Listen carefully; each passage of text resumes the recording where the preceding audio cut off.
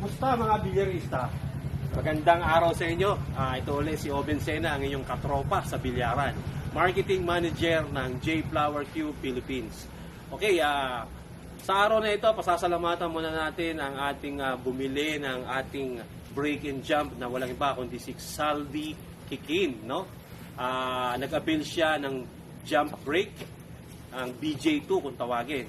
At ang kanyang dealer bumili ay si Romeo Silvano, aka Totong Tugatog ng Malabon. So, lalapit na po tayo sa ating product na BJ2.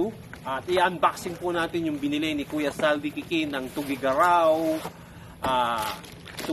City, sa Parating Norte. Kaya tignan natin, ang kanyang inabil ay BJ2 break and jump, no? Break and jump po ito kung tawagin. At tignan natin, sukatin natin ang kaya meron tayong tools dito. Titingnan natin ang bigat, titingnan natin kung roll straight.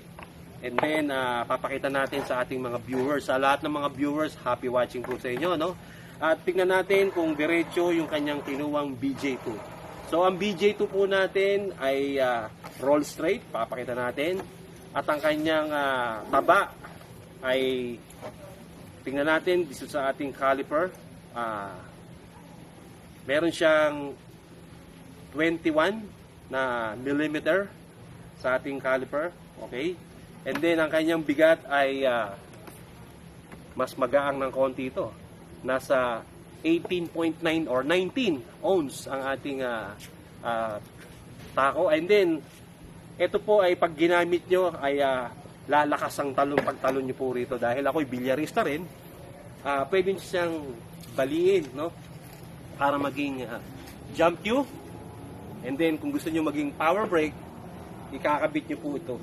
At kung mapapansin nyo po sa lahat ng mga bumibili, ito po ay medyo maiksi ng konti kumpara sa mga tako na standard. Ito po ay parang 54 inches lang. Ang standard natin ay 58 inches po ang standard ng ating cue. Pero itong break and jump, iginaya po siya sa isang produkto na maiksi na power break kung tawagin. Hindi na po natin sabihin kung ano pong product po yung pinaggayahan, pero napakaganda po, power break. And then lalagay na po natin sa ating kahon at makakarating po ito kay Kuya Saldi ng Tugigaraw City. At ito po ay bumili siya sa halagang 19,000 pesos po. Okay po. At Kuya Saldi, kung gusto mong bumili ng ating CPBA cloth, meron tayong binebentang MG700. No? Ito po ay nagkakahalaga ng 4,400 pesos. At pwede sa iyong i-ship. Ito ay gumagamit ng mga professional player na si Carlo Biado, Anton Raga at ang magkapatid na Koch brothers, no? At kung gusto mo naman bumili ng bola, meron tayong tinatawag na Vanadium ball.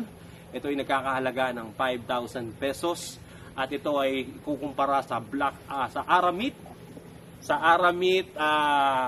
TB Pro na ball, no? So, kung gusto mo naman bumili ng mas expensive na bola, meron tayong tinatawag na Dynaspheres, the next generation phenolic resin ball. Ito po ay palladium. Ito ay nakakalaga ng 17,000 pesos. At kung gusto mo naman bumili ng ating mga bag, every bags, ito po ay nagkakahalaga naman ng 3,000 pesos. Ito yung soft case na may 3x4 na laman. Ito yung medyo magaang at komportable kang dalhin. Medyo affordable tong price. Ngayon, kung gusto mo naman mas expensive ng konti, meron din tayo tinatawag na blue bag.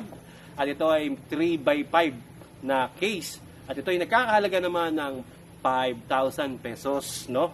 Ayan po, makikita niyo po, napakaganda po, kulay blue. At kung gusto mo naman na medyo mas maganda at pwede mo ring gawing travel to abroad, meron naman kami tinatawag ditong J Flower na hard case na ito ay nagkakahalaga naman ng 8,000 pesos. Ayan, makikita mo. Ito ay handker, medyo secure ang iyong tako rito. Pwede mong dalhin to kahit saan. At ano pa ba? Wala na. Ito yung ating okay.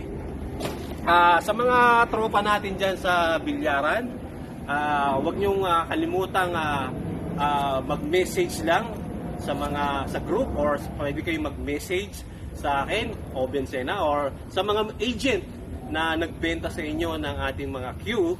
At magpapasalamat tayo ulit kay Kuya Saldi.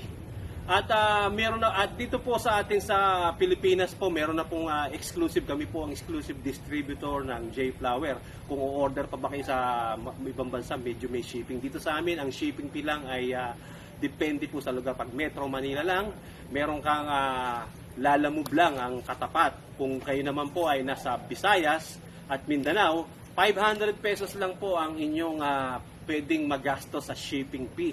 So, naka-promo po tayo sa lahat po ng ating mga produkto. Actually, murang-mura po ngayon ang ating mga produktong J-Flower. Muli, magpapaalam uli ako sa inyo. Ako uli, si Oben Sena, ng Marketing Manager ng J-Flower Exclusive Distributor ng Philippines. At, bye-bye.